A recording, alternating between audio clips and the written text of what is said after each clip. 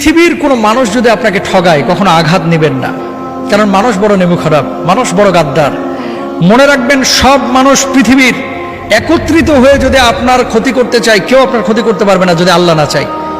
মানুষ মানুষকে ঠগাইতে পারে, সন্তান বাবাকে ঠগাইতে পারে, বাবা সন্তানকে ঠগাইতে পারে, স্বামী তার স্ত্রীকে ঠগাইতে পারে। আল্লাহ কখনো তার বান্দাকে ঠগান না, কখনো না। আল্লাহ কখনো তার বান্দাকে ঠগান না।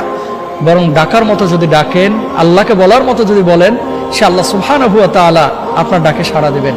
আপনি মনে করছেন যে এত ডাকলাম আল্লাহ তো সাড়া দিচ্ছে না, কে বলছে দেয় নাই? কিছু কিছু সময় এটা আপনি বুঝতেছেন ভুল। একটা সময় ধরেন, আপনি যখন আপনার বয়স 7 বছর 8 বছর ছিল, 5টা টাকা পাইলে মনে করতেন লাইফের এটাই সবচেয়ে সুখের মুহূর্ত, কারণ 5 টাকা দিয়ে এখন একটা আইসক্রিম কিনে খাবো।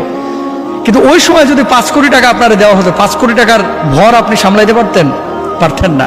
এই 5 কোটি টাকা আপনি কি করবেন, তাই না? আপনি কখন কোনটা আপনার জন্য প্রয়োজন এবং কোনটা কখন আপনাকে দিলে আপনি এটাকে যথাযথভাবে কাজে লাগাইতে পারবেন, এটা আপনিও জানেন না, আমিও জানি না। জানেন কে? আল্লাহ সুবহানাহু ওয়া তাআলা। সুতরাং আল্লাহকে ডাকেন, আল্লাহর সাথে বোঝাপড়া করেন।